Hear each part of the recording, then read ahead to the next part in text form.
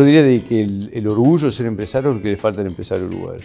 O sea, parece que ser empresario en este país es un delito o es algo mal visto por la sociedad. Yo diría que Uruguay tiene un potencial tremendo como país.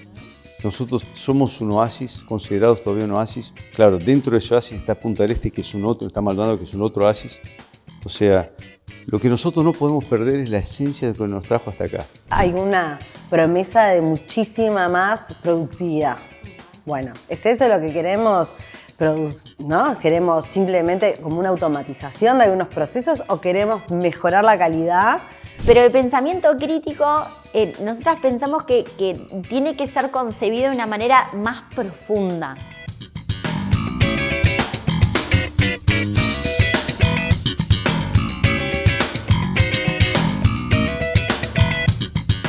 Este espacio es presentado por Claro Empresas Soluciones Corporativas.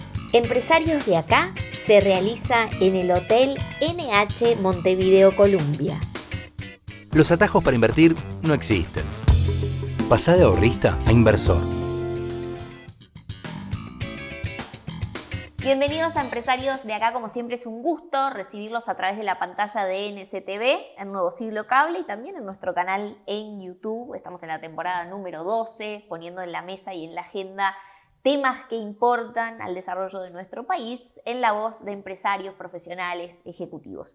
Y hoy tengo el gusto de tener aquí ya en el living precioso que nos ofrece el NH Montevideo Columbia, aquí en Montevideo, Rolando Rosenblum, empresario, CEO de Casa Valor. Bienvenido, un gusto tenerlo aquí. Muchas gracias, Tatiana, muchas gracias a la audiencia por el espacio, por querer escucharnos y de alguna forma dividir lo que pensamos sobre el futuro de Punta del Este, del Uruguay y de algunas otras cositas que sé que eventualmente me vas a preguntar. Sí, por supuesto que sí. Bueno, usted fue hasta el año pasado presidente de la Cámara Empresarial de Maldonado, ¿es así? Bueno, fui presidente de la Cámara Empresarial de Maldonado hasta que me invitaron a ser candidato a alcalde de Punta del Este, que fue una experiencia también muy, muy interesante, muy enérgica, muy intensa, porque fue una campaña muy corta de 60 días. Pero estuve hasta ese momento como presidente de la Cámara Empresarial, que fue una experiencia también muy enriquecedora porque el empresario es el eje de mucho en la economía y en la ciudadanía, ¿no? Hay un impacto directo del actuar del empresario frente a la ciudadanía. Vamos a hablar un poquitito a propósito de eso, un poco de lo acontecido allí, porque tengo muy buenas recomendaciones, muy buenos comentarios de su actividad allí a nivel empresarial en el departamento de Maldonado. Rolando viene de una familia de empresarios y de empresarios notables, o sea, muy destacados aquí en nuestro país.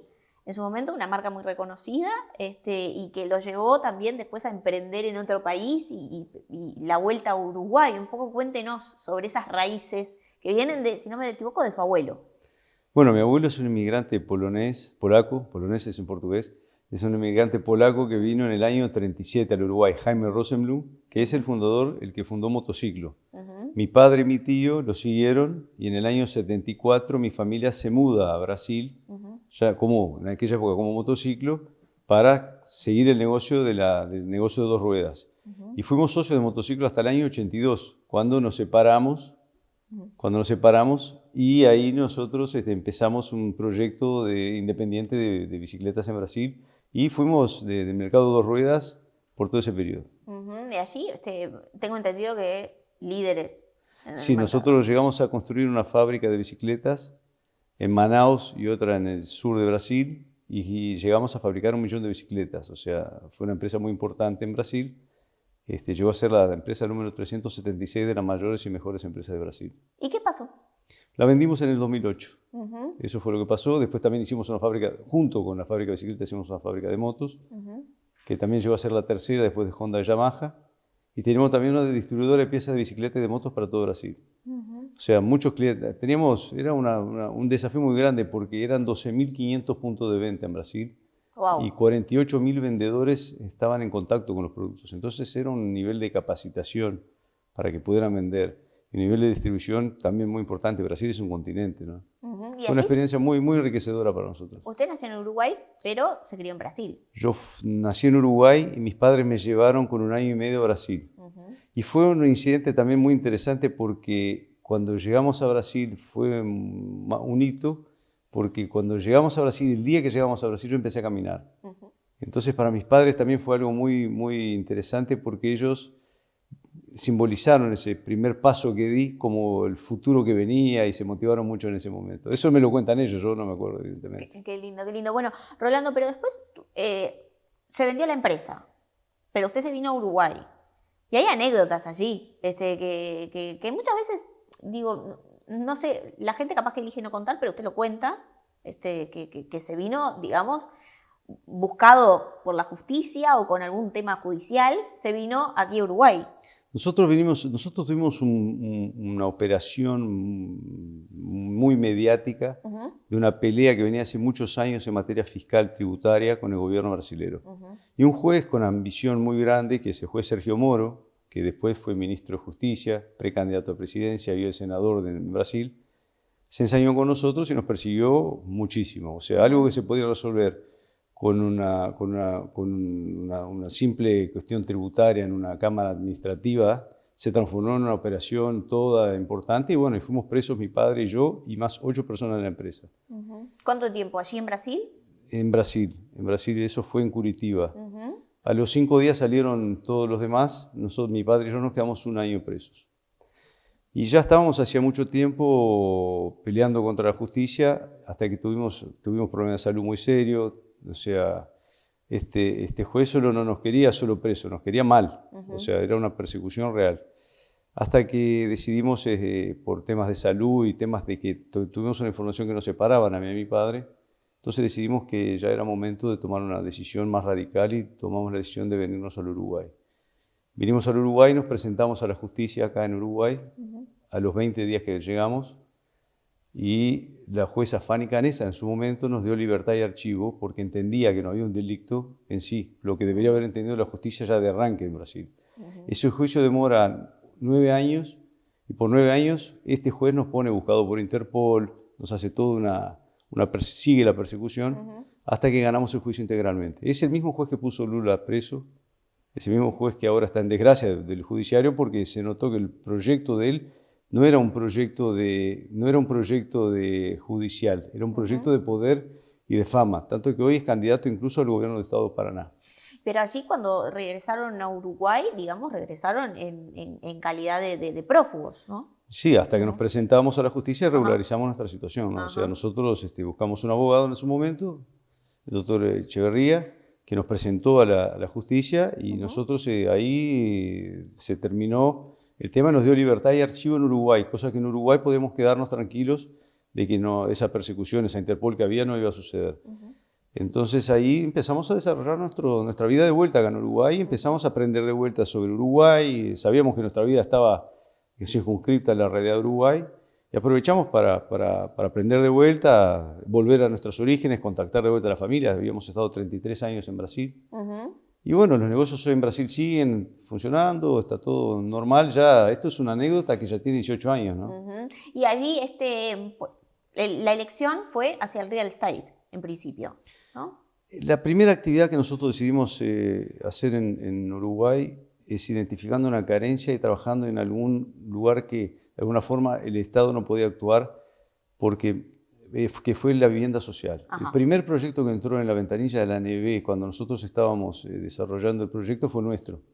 ¿Se acuerda la ley de promoción de la vivienda social? Sí, hoy es vivienda promovida. Vivienda promovida, en aquel momento era vivienda social. Nosotros entramos el primer proyecto y ya habíamos construido un complejo de 32 casitas. Entonces, y otorgamos crédito a quien no podía ser pasible de crédito, porque Punta del Este no respeta las lógicas de crédito nacionales, porque hay mucha estacionalidad. Entonces la gente, por ejemplo, no tiene 2 años de antigüedad de empleo, cosa que un banco hipotecario te pide, o un banco normal. Punta del Este tiene mucha renta no declarada, como por ejemplo propinas o changas que la gente hace, porque son trabajos que no tienen mucha antigüedad. Entonces mucha gente que era pasible de crédito desde el punto de vista de riesgo, con nosotros pudo calificar y ser pasible de crédito y le otorgamos crédito a la gente y así fue funcionando Casa Valor. Fue social realmente y está haciendo porque seguimos administrando este negocio. Ahora estamos empezando en otro complejo en Punta del Este, en Maldonado. Y bueno, de alguna forma ya hemos construido cerca de 400 casas ahí. Bien, y allí han expandido en otro departamento que no sea Maldonado, o el foco está allí. El foco está en Maldonado porque cuando uno evalúa el crédito, tiene que entender la idiosincrasia de la gente, los usos y costumbres de la región. Otorgar crédito frente a otra región del país es muy difícil. Entonces decidimos actuar solamente en Maldonado y ahí hemos actuado. Rolando, allí usted conoce de cerca, ¿no?, lo que es el termómetro del inversor. Le ha tocado presidir la Cámara Empresarial de Maldonado, tiene años como empresario, se vincula con otros empresarios de la región, ¿no? Y allí, cuando alguien mira a Uruguay en estos momentos, está mirando la estabilidad, la oportunidad o el costo país. Digo, ¿qué está pesando en estos momentos, ¿no? Porque todos podemos destacarnos como país con seguridad jurídica, con reglas claras y demás, pero también entiendo que no podemos quedarnos con eso y que hay otros países que están haciendo bien las cosas. Entonces, ahí creo que entramos en una fase de competencia que quizás hace unos años Uruguay no tenía. ¿Qué está mirando el inversor? Depende en qué etapa está el inversor, ¿no? Si el inversor es un inversor que está con apetito de Uruguay y quiere, por la calidad de vida de nuclear su familia en Uruguay y quiere erradicar sus negocios y empezar a arriesgar en el mercado local, él lo que busca es estabilidad jurídica, estabilidad económica, quiere seguridad. Es un mixto entre lo que la familia decide, por el motivo por el cual la familia decide erradicarse, y también la oportunidad de hacer negocios. Ahora, si vos estás emprendiendo en Uruguay, lo que más molesta al inversor son el cambio de reglas, ¿no? O sea que en este momento lo que deberíamos estar haciendo es dando cumplimiento a lo que se habló en una campaña y no está sucediendo en Uruguay. ¿Qué ve allí? Por ejemplo, el aumento de impuestos es una realidad. O sea, se debería estar trabajando proactivamente en cumplir lo que se prometió en una campaña que no se está cumpliendo. Cosa que genera incertidumbre. Yo, como presidente de la Cámara Empresarial en su momento, recibí muchas consultas, principalmente de argentinos, que la razón por la cual eligieron vivir en Punta del Este, en Uruguay, es porque nosotros típicamente cumplimos aquello que prometemos. En el momento, y que ellos vienen de países que históricamente se desayunaban todos los días con una propuesta nueva y recaudatoria, que es la realidad hoy de Uruguay. Entonces, yo creo que el impacto de no cumplir aquello que se promete, o la voracidad fiscal que el gobierno pretende frente al capital en este momento, es más dañino que el propio capital, porque el capital va a migrar en una velocidad mucho más rápida de lo que le pueda recaudar el gobierno. Entonces, hoy hay una incertidumbre. Muchos inversores en Punta del Este han decidido observar con cautela, y está Paraguay, que está haciendo bien las cosas, está Argentina, que está haciendo bien las cosas, está Brasil, que es una potencia, digamos, enorme, que puede ser oportunidad también. Entonces, hay un poco de inconformidad del inversor en el momento, pero tu pregunta en el sentido es, depende de qué momento es a donde espera algo más o menos el país. Si vos ya estás jugando el partido, querés la estabilidad. Si estás viniendo de afuera, puede ser que el sentido de vivir bien o vivir en Punta del Este, vivir tranquilo, ese sea el principal motivo de la migración. ¿En qué áreas le consta que inversores están, digamos, poniendo una pausa y esperar a ver qué pasa? Principalmente, Punta del Este vive esencialmente del turismo y del mercado inmobiliario, ¿no? Yo diría de que el mercado inmobiliario es el que migra más rápido, el proyecto que es más fácil para el inversor, esperar a ver qué pasa en un gobierno para poder invertir y mantener una tierra, o invertir para ver qué pasa. Entonces, acá yo creo que hay muchos proyectos inmobiliarios que podrían haber salido y no salieron por esa cierta incertidumbre, que es el motivo por el cual la gente se vino para acá y se está repitiendo acá. Entonces, me parece que el impacto mayor es en el mercado inmobiliario en Punta del Este. Quizás poco se habla, ¿no? Pero ¿el impacto de la inversión en Maldonado derrama en el país? ¿Es así? Bueno, típicamente se hablaba mucho en Montevideo de Canelones. Yo creo que el mercado de Maldonado, por el tipo de gente que trajo en los últimos 10 años, diría, mismo antes de los beneficios fiscales, cuando ya se hablaba de la calidad de vida, siempre hubo un goteo. En algunos momentos se abrió la canilla y vinieron mucho más turistas, convertimos mucho más turistas en residentes, y ahora vuelve un goteo lento de vuelta por esos detalles de incertidumbre. Pero sí, me parece que Punta del Este tiene Maldonado tiene una capacidad de generación de riqueza muy grande y es el único departamento del país que crece. O sea, crece a ritmo de galope, mientras los demás ciudades del país disminuyen su PIB incluso. Entonces lo que tenemos que observar acá es dónde está la oportunidad. Y eso es un poco lo que yo diría que antipartidario debería ser a favor del país. Y nosotros tenemos que entender de que si no apoyamos a Maldonado, podemos estar sacando combustible de donde se puede generar más riqueza para todo el país. ¿Qué nos está haciendo que se debería, por ejemplo? Bueno, básicamente las incertidumbres del gobierno. En el momento que el gobierno no cumple lo que dijo en su campaña, eso genera esa duda. Los beneficios fiscales. Mucha gente se vino en el proceso de la residencia fiscal, los beneficios cambiaron, los precios de los combustibles cambian, el combustible cambian contra la promesa. Se le dice a la gente de que el combustible es el más bajo de la región, siendo que no es verdad. Entonces esas cosas que son sintomáticas hacen que tiene una inyección en el ánimo directo del inversor. El inversor lo percibe mucho más rápido que la ciudadanía. Me interesaba su punto de vista, porque muchas veces se habla de inversiones en ciertos departamentos, pero como que no se hace la relación de cómo derrama a nivel país, ¿no?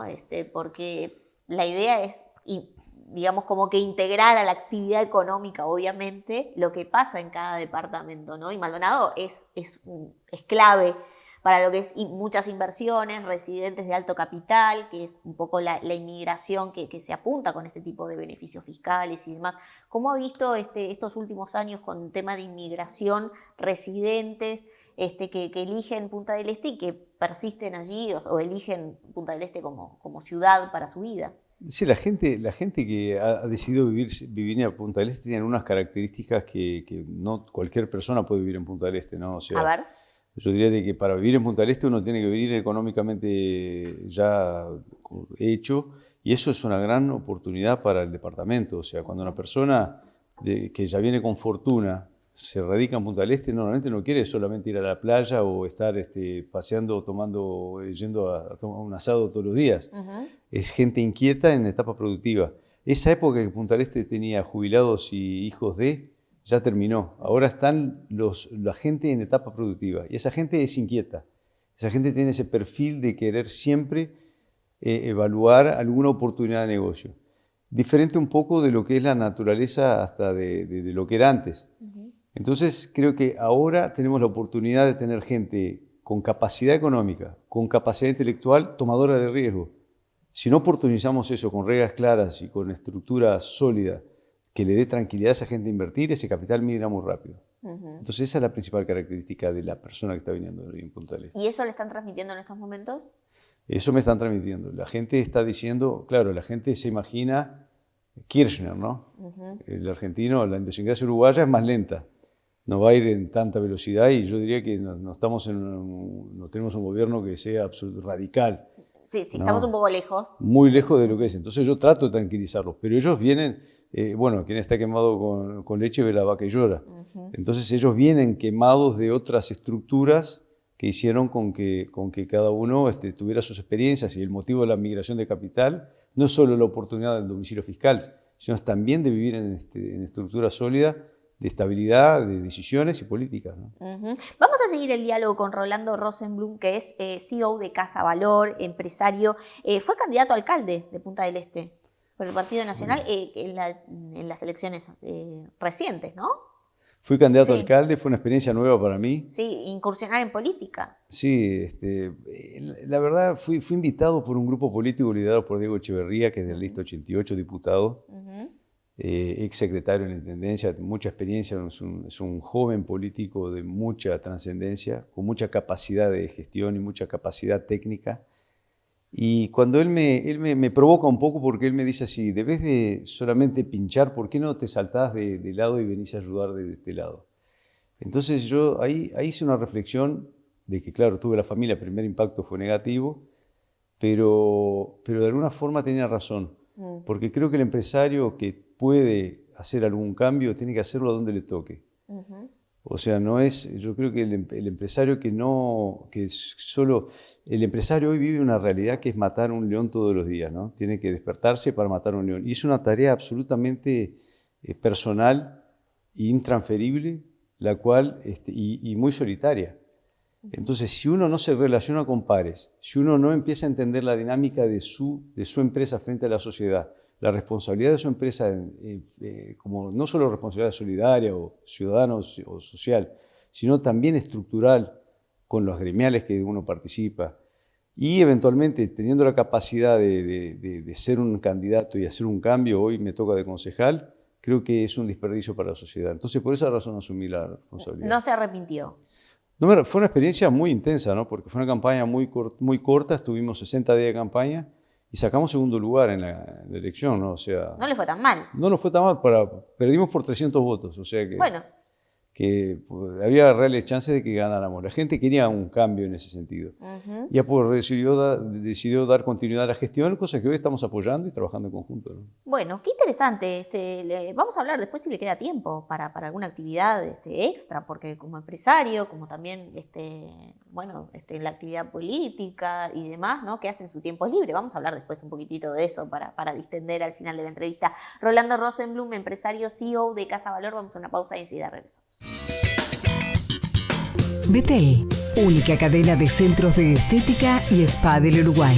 GSS, única empresa en Uruguay dedicada al Facility Services. Limpieza, seguridad, outsourcing de personal y mantenimiento. Conozca más en www.gss.com.uy.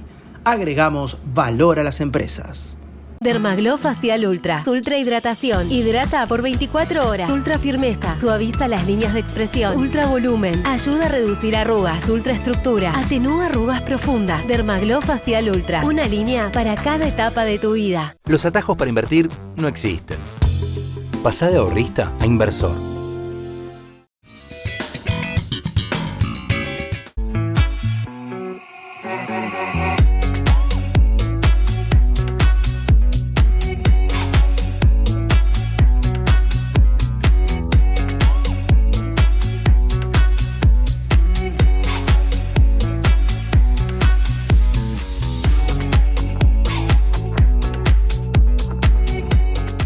Incorpora a tus proyectos los sistemas de aluminio Hidro, sistemas residenciales de alto rendimiento y diseño minimal, fachadas vidriadas para edificios corporativos y centros comerciales, y barandas de vidrio estructural que aportan modernidad y seguridad a tu obra. Hidro es parte de Norsk Hydro, una de las 3 empresas de aluminio más grandes del mundo. Moderniza tus proyectos. Pásate a Hidro. Presenta Forbis Mazars, auditoría, contabilidad y outsourcing, impuestos, compliance, capital humano, legales. www.forbismazars.com/UI. Segundo bloque de empresarios. De acá estamos en diálogo con Rolando Rosenblum, que es CEO de Casa Valor. ¿Por qué le pusieron Casa Valor? Casa Valor porque queríamos generar valor en la propiedad. O sea, el sentido era que la gente percibiera que había un valor intrínseco en la propiedad que compraba. Bien, literal, se le pusieron el nombre, sí, muy bien. Allí, Rolando, la verdad que muchas veces los empresarios hablan a nivel de problemas o dificultades que tienen que atravesar o tratar de resolver, y es una constante la competitividad, ¿no? Más allá de esa dificultad, las empresas siguen, las empresas trabajan, los empresarios siguen apostando, pero ¿usted cómo ve esa discusión sobre la competitividad? Bueno, la competitividad es natural en una empresa porque a la larga uno mira para el lado, mira para el otro y se dan los codazos naturales de acomodación de mercado. Pero la reflexión más importante es el clúster. Por ejemplo, en el rubro educativo que estuvimos trabajando muchos años, siempre me preguntaron, pues iban llegando más colegios y más colegios. Vamos a repasar. Usted fue fundador del International College. Sí, exactamente. Fuimos fundadores del International College. Y bueno, siempre en nuestras reuniones de board decían, bueno, ahora viene un colegio nuevo, viene otro colegio nuevo. Y yo decía lo siguiente, es más importante que venga un colegio nuevo que nosotros estemos solos, porque es muy importante el clúster fuerte. Entonces, si hay un sector que puede generar una trascendencia, es más importante un clúster fuerte que represente la calidad de los productos, sea en enseñanza, sea en salud, sea en seguridad, que haya gente que pueda trabajar fuerte para transformar los servicios en más sólidos. Una ciudad como, un departamento como Maldonado y una ciudad como Punta del Este, que depende muchísimo del turismo y del real estate, del mercado inmobiliario, es muy importante que tenga otros sectores activos como educación, salud, seguridad. Entonces es muy importante tener clúster fuerte. Eso de la competitividad es parte de la figura del día a día de una empresa. Pero es más importante que haya un clúster fuerte, por eso la recomendación siempre al empresario es que no deje de estar solitario en la actividad del día a día y que pase a ser parte de la gremial. Sea chica o grande, que se instruya, que mire para afuera de su actividad para poder nutrirse de todo lo que puede traer el clúster fuerte, combinar bien de cómo actuar y trabajar fuerte en el sentido de agregar valor a la sociedad. Y allí, Rolando, digamos, usted pasó justamente por lo que es el sector empresa a nivel de real estate, a nivel de mercado inmobiliario, de educación, representación gremial a través de la Cámara Empresarial de Maldonado, tiene una exposición pública que también se lo da la política, pero cada uno de esos mundos le enseña algo sobre liderar, ¿no? Sobre gestionar. Quizás pueda relacionarlos o no, pero le pide una reflexión, usted cómo lo ha vivido, ¿no? Puede invertir en diferentes sectores, hace poner quizás diferentes gorras, estar en un sector político también, o hacer política, vaya si de repente se enfrenta con cuestiones que en el empresariado se resolverían de otra forma. ¿Usted qué le deja eso? Yo creo que lo más importante cuando uno decide trabajar en varias frentes es tener un sistema de trabajo que pueda generar tranquilidad al actuar y principalmente conciencia, ¿no? En la política también. Y mi recomendación hacia quien trabaja con varias frentes es no trabajar la discrecionalidad. Hay que trabajar los sistemas, o sea, hay que generar precedentes en cada casuística para generar procesos, normativas, estructuras que permitan que la persona no sea una esclava de lo que está haciendo. Y que genere también gran eficiencia en el proceso. Entonces, si nosotros vamos solo por ejemplo, en la política, todo el mundo va a discrecionalidad, porque está el amiguismo, el colega, el amigo del partido, y nosotros no compartimos mucho con eso. Nosotros decimos que es mucho más importante tener la presencia estructural en el gobierno, o como incluso viniendo ya del sindicato patronal, de la Cámara Empresarial, como grupo de presión, de coleguismo partidario. O sea, es mucho más importante no tener discrecionalidad, pero tener sistemas. Y eso se aplica no solo en la política, sino en la empresa también, en los gremios, en las comunidades donde he participado. Mi recomendación, menos discrecionalidad, más sistema. ¿Eso falta en el empresariado uruguayo? Falta. Para mí falta porque las empresas son muy dependientes de las personas. Y si uno se transforma en independiente, siempre va a estar limitado a lo que uno conoce. Si uno no tiene la capacidad, digamos que yo, por ejemplo, cuando hicimos International College, lideramos ese proceso. La gente decía, pero vos, ¿qué experiencia tenés en educación? Y bueno, yo no sé, pero yo sé armar un buen equipo que pueda trabajar fuertemente y nosotros somos los guardianes de la estructura del negocio, la estructura de lo que era un colegio. Pero yo no podría tener la aspiración de saber todo de educación, todo de los rubros que me tocan. Pero lo importante acá es generar un sistema, un microclima de ambiente favorable para que haya métricas de eficiencia para que puedan llevar a la siguiente etapa, la cual uno mismo tiene las limitaciones. ¿Sí? Entonces, el individualismo, el talento personal en una empresa es importante en una etapa muy fundacional, pero no perpetúa la empresa. Entonces, por esos temas tenemos temas de generación, de transición, de sucesión, que son a donde las empresas sufren mucho. Si tenemos empresas sistémicas, funcionales, a donde todo está muy transparente, a donde las métricas de eficiencia son objetivas, no hay subjetividad, no hay discrecionalidad, y eso se puede aplicar en todos los sectores, ahí puede funcionar mejor. Por esa razón no tiene tiempo disponible también para uno, porque si no, es muy habitual que el empresario está en esa tarea que ya comentamos de matar el león todos los días, y después llega a casa y no tiene tiempo para la familia, no tiene tiempo para disfrutar, no tiene tiempo ni de cargar las baterías para su propia tarea. Entonces es injusta ese sistema. Hay que trabajar más profesional. ¿Le costó ese aprendizaje o lo aprendió, por ejemplo, de su papá, de trabajar en la empresa familiar? ¿Cómo fue ese proceso? Porque, digo, es una visión muy centrada, pero quizás llevó un tiempo poder aplicarla, ¿no? No fue fácil, porque acá mi padre viene de una generación que el trabajo era las horas que uno dedicaba eran proporcional al éxito, y convencido de que eso era verdad. Y yo creo que si uno dedica muchas horas, la chance de éxito aumenta. Tiene razón mi padre en ese sentido. Pero nosotros tuvimos un intercambio de ideas en algún momento, a donde dijimos, bueno, vamos a estar nosotros decidiendo si esto va por DHL o si va por correo. O sea, una empresa no puede decidir todo lo que pasa con el dueño o el accionista. Entonces acá hay que empoderar a la gente para que funcione. Y mi padre tuvo sus momentos de dificultad, como yo también, y hubo un momento de transición, y hoy estamos absolutamente alineados de que ese es el modelo ideal para nuestro tipo de negocio. Quizás si uno tiene un negocio donde el talento, un pintor no lo puede delegar, tiene que mantener su taller y él tiene que pintar. Pero en una estructura de empresa donde hay un equipo de trabajo trabajando, se puede delegar y se puede trabajar bien. ¿Su papá está aquí en Uruguay?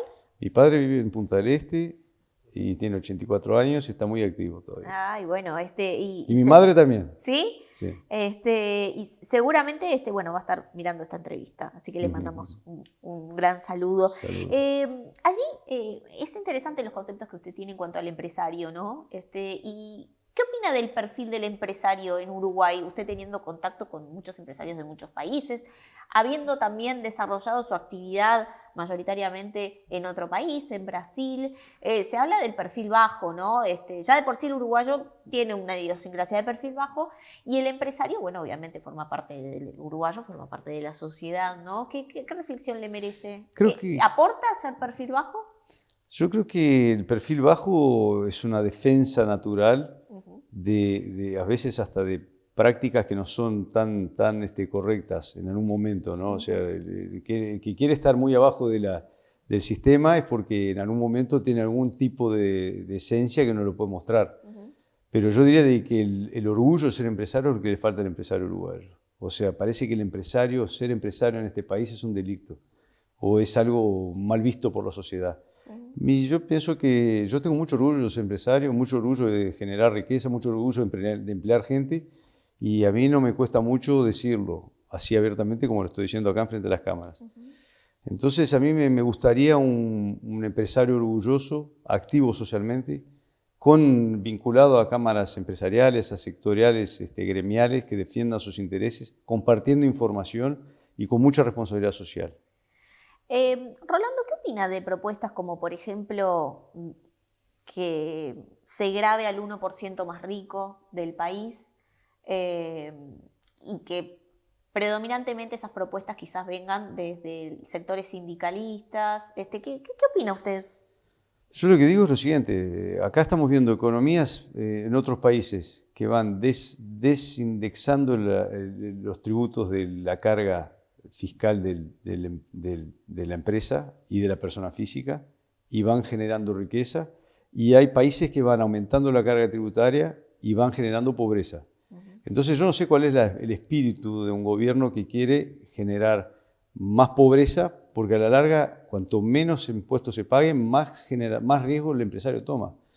Y de vuelta, el capital vuela a la velocidad de un clic de una computadora. Y el gobierno, para hacer una norma del 1%, puede demorar 6 meses. Entonces, ¿quién es más rápido acá? El empresario siempre va a tomar la decisión más rápida de huir el capital. Y huir a capital a lugares como Paraguay, por ejemplo, a donde vos haces un trámite en una semana. Entonces, estamos en competencia, en competitividad, como decíamos, a los codazos. Si no nos ponemos a tiro con relación a otros países, vamos a perder competitividad. Ya somos caros por esencia, por cambio, por todo el tema de cargar una situación ya de muchos años. Pero además de eso, si indicamos un aumento de incremento, un cambio de reglas, eso puede costar muy caro al Uruguay. Rolando, si tuviera que elegir una medida para potenciar, por ejemplo, la competitividad empresarial, ya sea para Maldonado, pero se lo pido a nivel país, ¿no? Porque de ahí se puede, en definitiva, derramar para toda la economía, ¿qué propondría? Yo creo que dar beneficios fiscales y bajar la carga tributaria tan alta del Uruguay es una necesidad.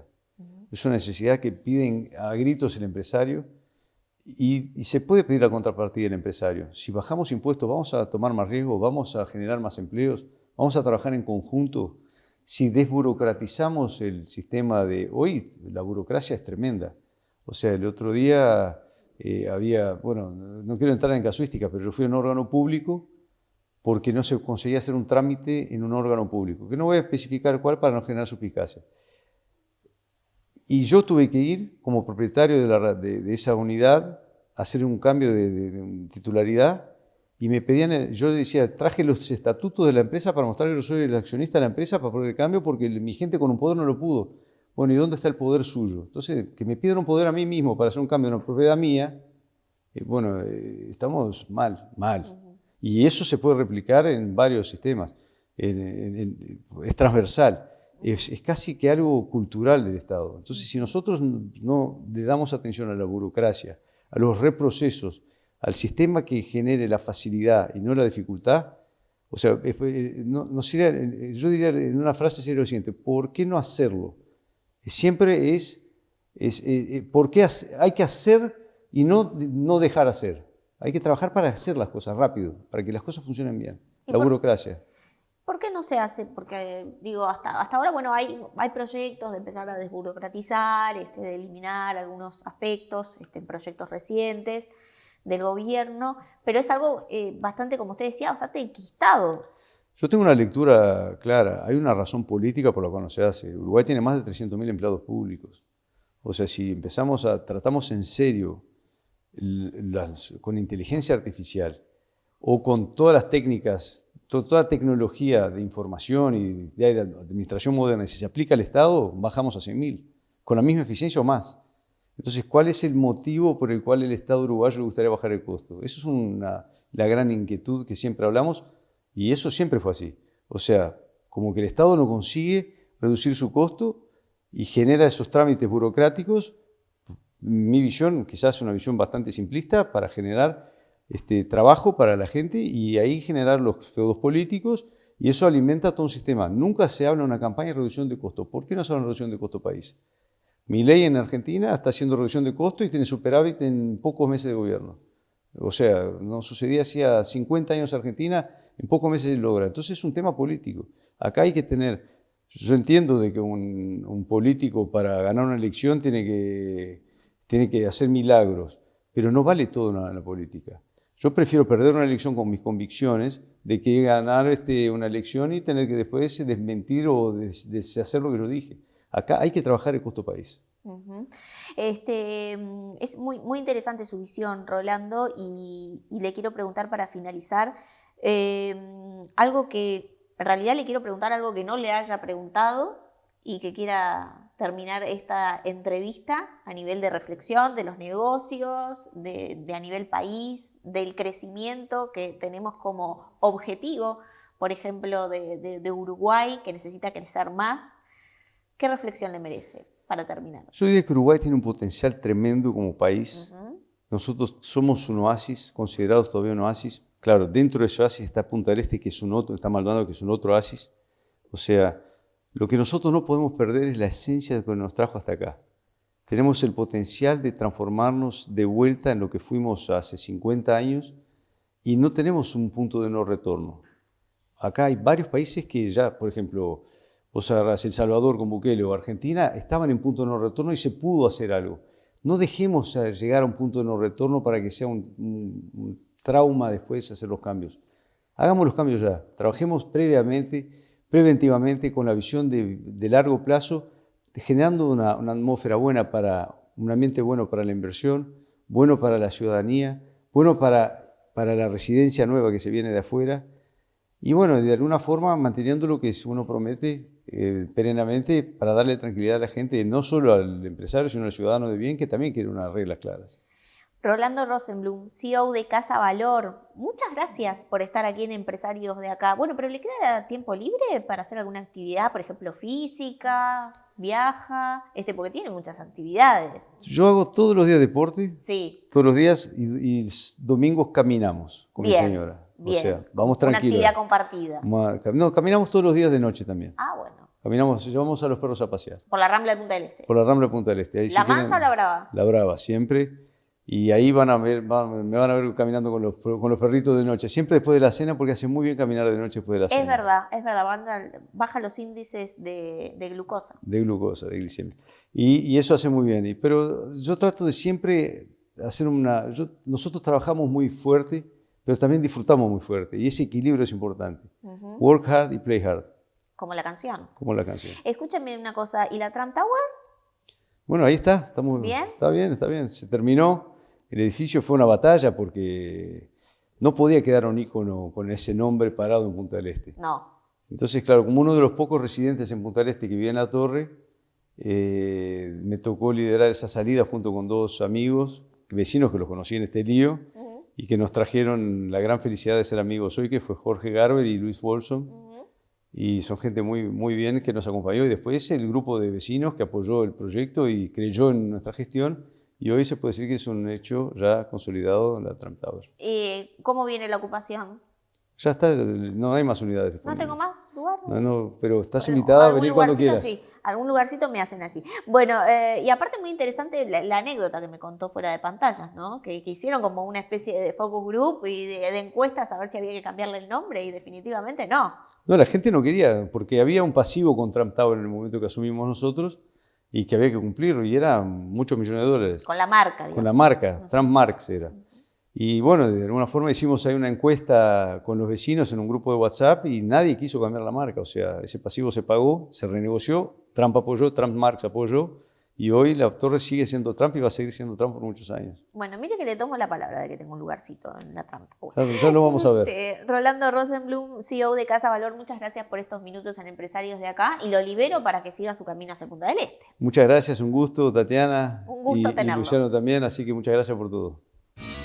Incorpora a tus proyectos los sistemas de aluminio Hidro, sistemas residenciales de alto rendimiento y diseño minimal, fachadas vidriadas para edificios corporativos y centros comerciales, y barandas de vidrio estructural que aportan modernidad y seguridad a tu obra. Hidro es parte de Norsk Hydro, una de las 3 empresas de aluminio más grandes del mundo. Moderniza tus proyectos. Pasate a Hidro.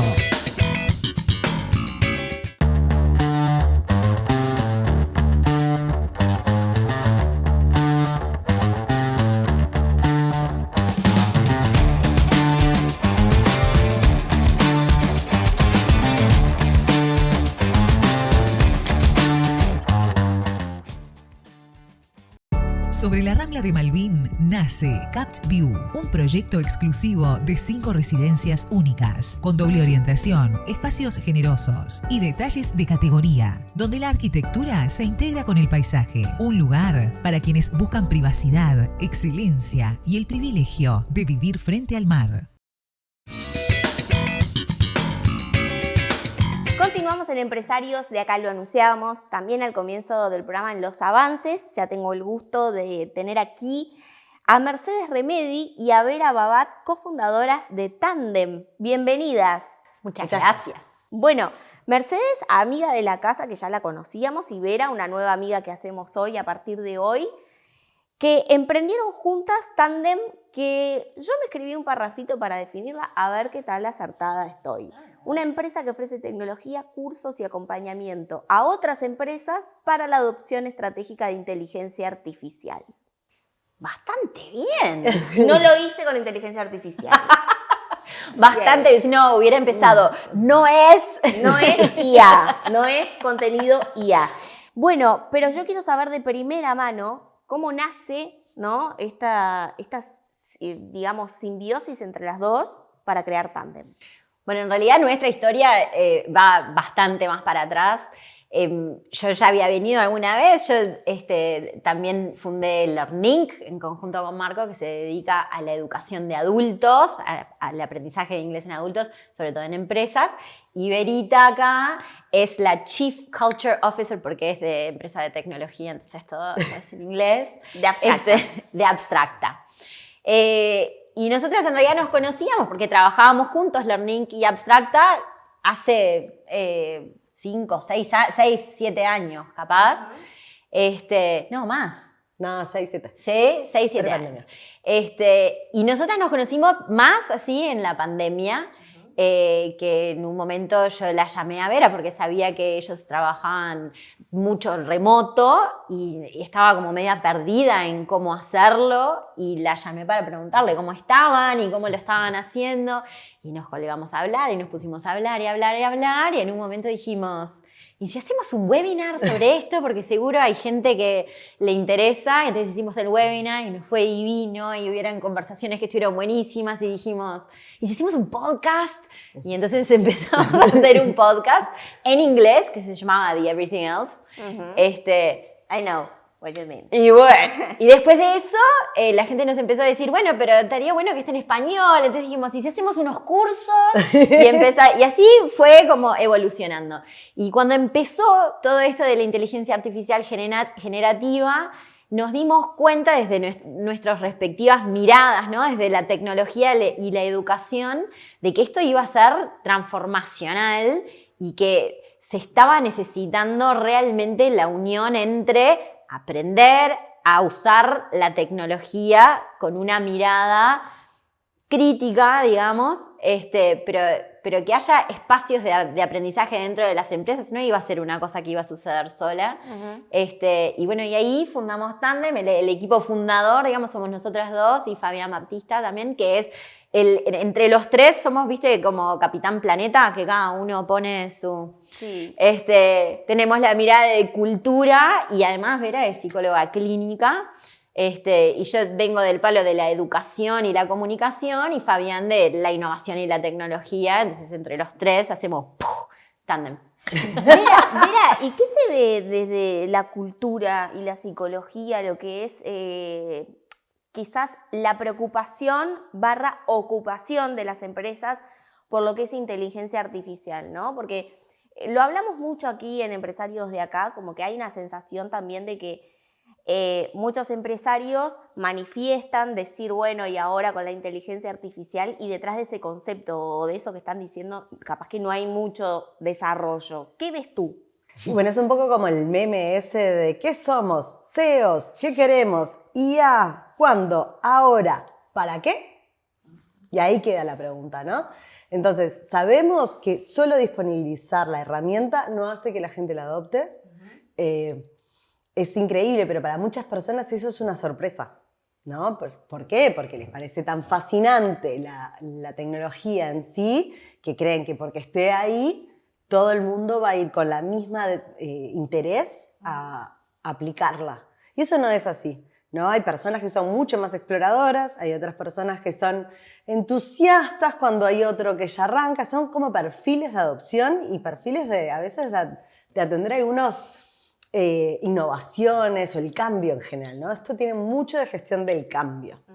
Entonces, en las empresas que vemos, y bueno, que eso hay que acompañarlo, porque para que todas las personas o gran parte de esos equipos puedan volcar lo que saben y buscar una manera nueva de contribuir, ¿no?, a los objetivos de la empresa, pero sin hacer cosas que ahora las hace la IA, necesitamos esto que decía Mer, ¿no? Aprender de vuelta, pensar el mundo del trabajo, repensar los procesos, pensar dónde valgo más y dónde puedo aportar más y dónde se lo doy a la IA chocha. Las voy a invitar a reaccionar a un cuadro que preparé para ustedes y ya iniciamos también en profundidad lo que hace, bueno, a la puesta en práctica de la inteligencia artificial en las empresas y qué vienen viendo. Bueno, las invito a ver este cuadro que estamos presentando, que es un cuadro que representa datos específicos de la Encuesta Nacional sobre Sistemas Digitales Avanzados y Trabajo, que es un estudio propulsado por la Facultad de Ciencias Sociales de la Universidad de la República, reciente. Este trabajo se realizó en diciembre del año 2025 entre 702 personas ocupadas de todo el país. Y uno de los hallazgos, allí que podemos ver en el cuadro, es que llamó la atención que al equipo de investigación la forma en que la inteligencia artificial entra al mundo del trabajo, ¿no? Aquí en el cuadro específicamente vemos un dato que el 66% de los encuestados Incorpora la inteligencia artificial por decisión propia, es decir, por sobre el requerimiento de la empresa, que está en un porcentaje mucho menor, que es el 13%. Después le sigue que incorpora la inteligencia artificial a solicitud de clientes, proveedores o cierta normativa, un 8%. Y después otros, un 4%, no sabe, no contesta, un 8%. ¿Esto qué le lleva a reflexionar así de primera mano, ¿no? Cuando entra en una empresa, ¿es un poco lo que se encuentran también? En las empresas nos encontramos con esto. Las personas empiezan a utilizarlo solas, ¿no? Hay varios estudios, lo han hecho tanto HBR, pero también Claude y el propio OpenAI. Anthropic y OpenAI han hecho estudios sobre para qué se usa la inteligencia artificial y en su mayoría se usa para uso personal. O sea, la adopción en el trabajo es algo secundario, ¿no? Que me parece que también va con este número. Las personas lo están explorando y de hecho el 40% lo usa para terapia. O sea, la inteligencia artificial en la vida de las personas es mucho más activa y está mucho más metida que en el trabajo. Y en las empresas, un poco con esto que decía Vera, ¿no? A veces que disponibilizan una herramienta, ¿no? Muchas dicen, bueno, Copilot es lo que se usa y eso es el plan que tienen para la adopción de inteligencia artificial. Entonces, muchas veces nos encontramos con eso, que no hay lineamientos claros en la empresa sobre para qué y cómo se tiene que usar, no hay una visión de cómo la empresa se va a transformar, ni eso está comunicado con claridad. Y no está tampoco el requisito de ni siquiera el conocimiento de los casos de usos ni para qué va a servir. Entonces las personas empiezan a experimentar. Y nosotros cuando llegamos a las empresas, muchas veces lo que hacemos es esto que decía Vera, participamos en armar estrategias de gestión del cambio para poder gestionar la innovación, porque si no, la adopción es muy despareja, no solo en el nivel de uso, sino que no se colectiviza el conocimiento. Allí, Vera, hablabas un punto muy interesante, ¿no? Que es el de pensar, ¿no? Detenerse a pensar para qué, ¿no? Entonces, ¿cuál es la primera, por ejemplo, tú vas a una empresa y cuál es la primera evaluación que tú realizas, ¿no? Como para decir, bueno, yo los vengo a ayudar a esto. Bueno, escuchar, ¿no? Lo primero es escuchar qué es los objetivos que están buscando, cuál es esto que decía Mar, ¿no? La visión que quieren lograr con la IA. Hay una promesa de muchísima más productividad. Bueno, ¿es eso lo que queremos?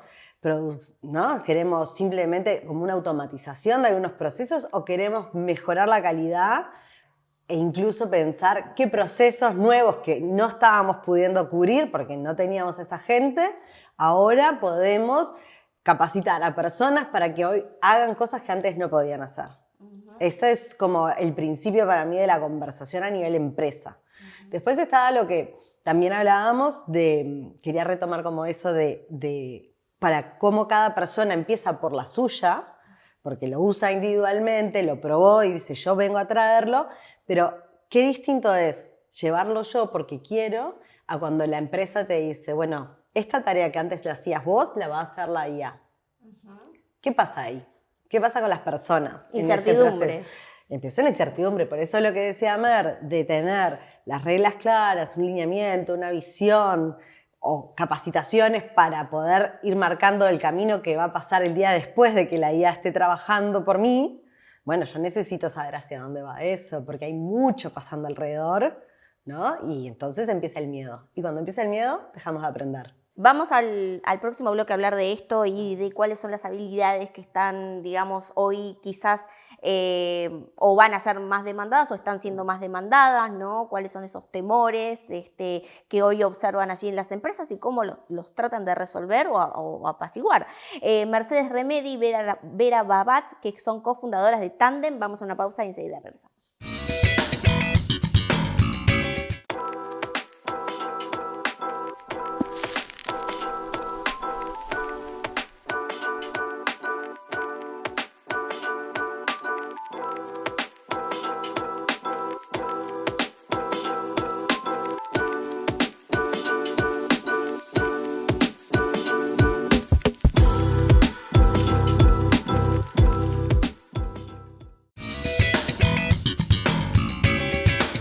Continuamos en Empresarios de Acá y el diálogo es que estamos es con Mercedes Remedi, Vera Babat, cofundadoras de Tandem.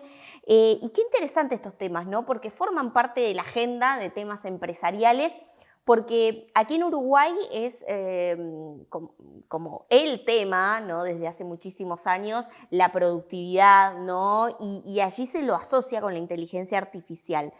Pero no menor es lo que ustedes planteaban, ¿no? Detenerse a pensar en para qué, detenerse a pensar en procesos, ¿no? Hacer pensar, tener que tener alguien que venga y decir, bueno, vamos a pensar en esto, ¿no? Como irrumpir en la empresa y ponernos a desarrollar las mejores estrategias.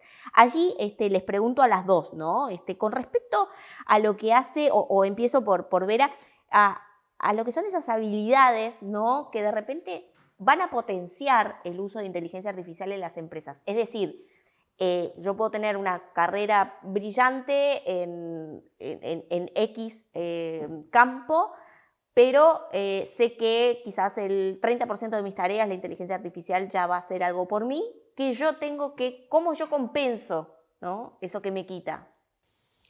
Bien, me parece importante eso de me quita, pero me da muchísimo, ¿no? Recordar que nos puede, porque hay usos y usos, hay usos que descargan todo nuestro conocimiento buscando el camino fácil, y hay otros usos que son muy proactivos, que lo que nos permite es aprender todo el tiempo. Entonces estamos ante una tecnología que nos permite aprender todo lo que queramos, ¿no? Todo, no, pero muchas cosas sí. Entonces, la capacidad de aprender, de entender cómo yo aprendo, la curiosidad, las ganas de preguntar y de seguir explorando, esa es una. El asunto es que eso no sucede cuando decís, tenés que ser curioso. Nunca nadie fue curioso por decir, tenés que ser curioso. La curiosidad es como un efecto secundario que surge del bienestar, de la seguridad psicológica, del sentirme parte de un grupo, de tener objetivos en común, ¿no? De tener un para qué aprendo, entender que tengo algo que es valioso y no sentirme amenazado. Entonces ahí es donde estamos en un momento muy paradójico, porque hay mucha incertidumbre, muchas personas que se sienten más amenazadas, pero a su vez una exigencia enorme de aprender, de cambiar, mientras se sienten que tienen que estar haciendo lo mismo de siempre, esto que decía Mer, ¿no? El día a día está muy exigente, entonces hay mucha ansiedad en la vuelta, hay cierta tendencia a lo distópico, en esto del miedo, ¿para qué?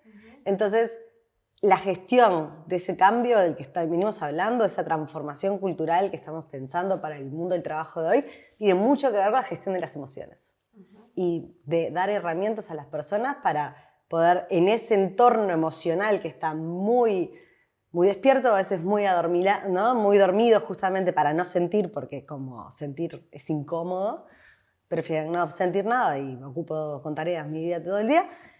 En ese entorno necesitamos poder generar las condiciones para que las personas puedan aprender, puedan pensar en innovar, en aprovechar esta herramienta para ese potencial que tiene, que no es solo automatizar, sino que es hacer cosas distintas, porque como decías, nos da muchísimo, ¿no? Nos da mucho.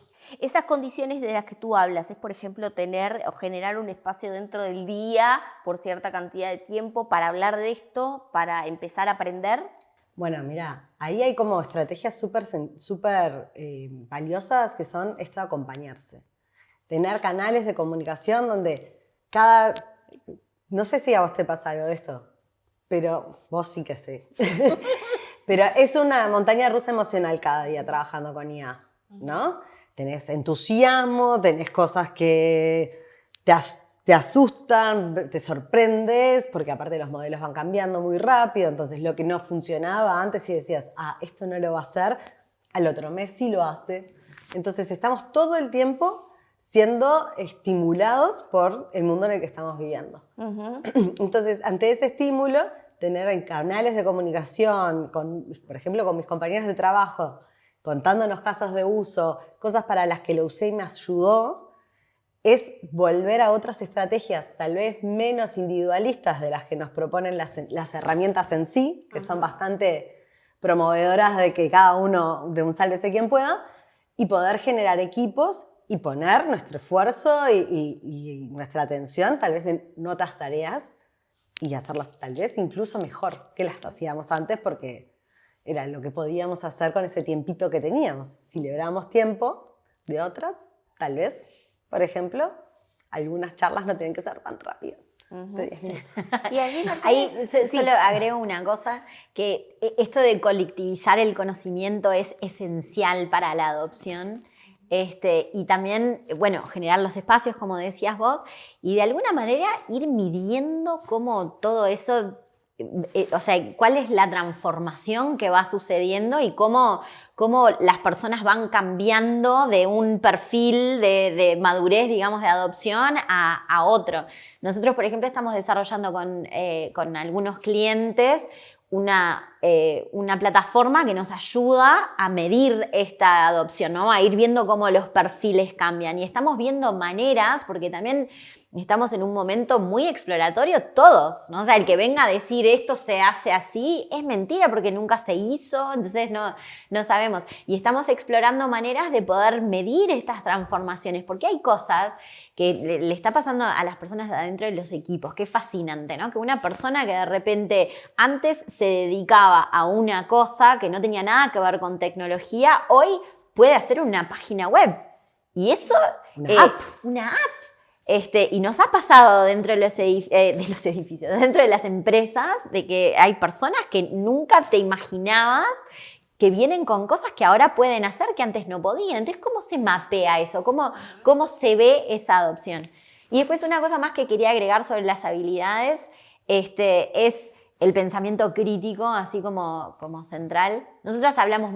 Todo el mundo habla mucho del pensamiento crítico, ¿no? Creo que es como una de estas palabras que una ahora muletilla. Suena, ay, pensamiento crítico, pensamiento crítico. Y muchas veces pensamos, bueno, el pensamiento crítico es para discernir si una noticia es falsa o no, si algo, una cita que me tira mi Claude es real o no es real.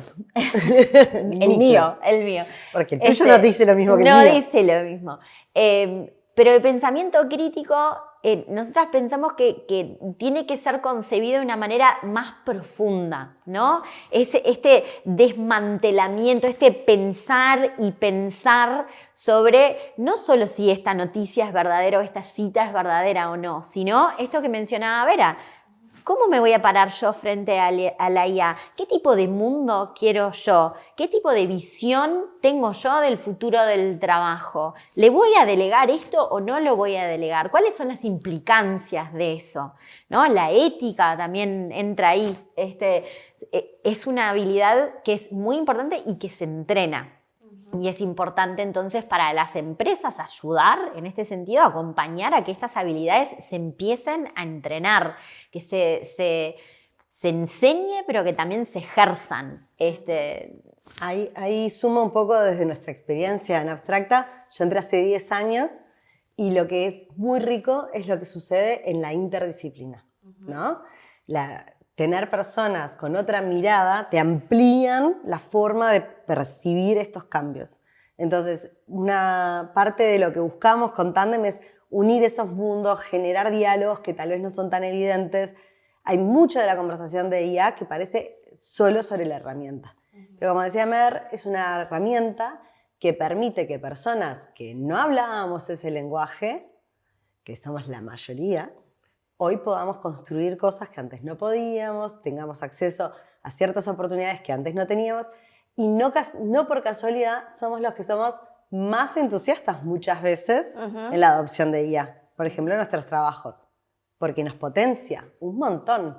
Entonces, ¿cómo desarrollamos eso para cada persona, para que entienda cuál es su criterio, dónde está el valor y cómo se mantiene en ese loop y no dejamos que las máquinas hagan todo?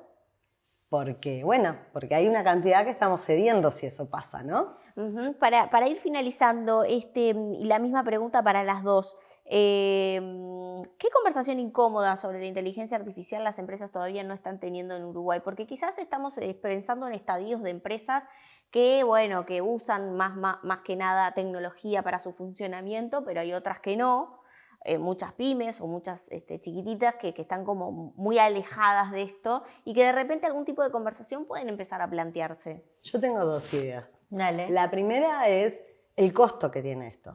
Ahora estamos en un precio que es irrisorio, o sea, da pérdidas. Las empresas están sosteniendo esta anualidad de $17, $20 por mes para conquistar el mercado, porque están en una carrera. Pero eso no es sostenible como modelo de negocio. Entonces, ¿qué es lo que pasa? Las empresas ahora, si meten IA en todo, después tal vez no va a ser sostenible. Por eso también es importante entender dónde sí y dónde tal vez hay otras soluciones más tradicionales o que no todo necesita IA. Esa por un lado. Y lo otro que se me ocurre, que no es una conversación que se está teniendo tanto, tiene que ver con entender qué cedo cuando yo no tomo una decisión de decir cuál es la herramienta y disponibilizarla, lo que estoy aceptando en realidad es que todo el mundo va a estar usando cada uno la suya. Y entonces ahí tengo una disgregación de la información, tengo una disgregación de procesos, una disgregación del equipo y sus maneras de hacer las cosas, que no es que no están usando la IA, es que la están usando pero no te dicen. Entonces es mejor poner el tema sobre la mesa, conversar, generar acuerdos, sobre todo porque las empresas están muy preocupadas muchas veces por temas de seguridad cuando usan estas herramientas. Entonces, pensar cómo hacer una adopción que sea segura, que colectivice y a la vez no nos meta en un brete cuando el proveedor, llámese OpenAI, Anthropic o quien sea, cambie las condiciones de un día para el otro, son todas cosas que hay que conversar en cada empresa y buscar soluciones o alternativas y caminos de mitigación de esos riesgos. Sí. Mer, para Y finalizar. agrego ahí el cuidado de las personas, ¿no? El bienestar, por un lado, pero el cuidado de las personas en declarar cuál es la visión que nosotros tenemos. Muchas veces hay mucha inseguridad cuando no es claro qué es lo que va a pasar, si la empresa se va a transformar y va a automatizar todos los procesos y yo estoy trabajando para dejar todo en un skill de cloud y después me van a desvincular, como está pasando en muchas empresas en Estados Unidos, en Meta en este momento. Si nosotros tenemos una visión como empresarios que es diferente a esa, es necesario hablarla, blanquearla, ponerla sobre la mesa, porque eso es lo que también va a hacer que las personas se abran con más entusiasmo a poder explorar las herramientas y traer y aportar valor a la transformación de la empresa. Y para eso, qué mejor que Tandem, que ofrece la tecnología, los cursos, el acompañamiento a otras empresas para la adopción estratégica de inteligencia artificial. Y le voy a agregar una cosa, la inteligencia artificial en inglés es más económica, los prompts son más efectivos, hay que aprender inglés. También, siempre. Yo soy una fiel alumna, Siempre. feliz alumna y una fan del learning. Así que uso la inteligencia artificial en ese rol y voy a seguir aprendiendo con ustedes. Perfecto. En Muy Tandem. bien. Bueno, Mercedes Remedi y Vera Babat, cofundadoras de Tandem, las encuentran en redes sociales, en la web, también para interiorizarse mucho más de lo que hacen, que es súper valioso en estos tiempos y que además va mutando. Va mutando, ¿no? va mutando. Todo el tiempo hay cambios, así que qué mejor que estar acompañados para ello. Gracias por venir. Muchas Esperamos en gracias otra por oportunidad. invitarnos, por favor. La contratapa de hoy es presentada por GSS Facility Services, soluciones de gestión en servicios complementarios para empresas. En el programa de hoy conversamos sobre Uruguay como destino de inversiones. ¿En qué momento estamos? ¿Qué es lo que hay que cuidar en la visión del empresario que entrevistamos hoy? Y entre otros temas, donde se pone el foco en la inversión en sectores que tienen potencial y que pueden seguir desarrollándolo aún más. Por otra parte, hablamos de la adopción de inteligencia artificial por parte de las empresas. Cómo es importante detenerse, pensar el para qué. No todo se soluciona con inteligencia artificial, pero es necesario conocer un poquitito más acerca de la propuesta y si esto es apetecible para solucionar algunas cuestiones dentro de las empresas. De todos estos temas conversamos en el programa de hoy. Yo los invito a repasarlos, por supuesto, todos los programas en nuestro canal en YouTube y a través de la plataforma NS Now, que es de Nuevo Siglo. Los espero viernes, 21 horas, con los temas que importan en la voz de los empresarios.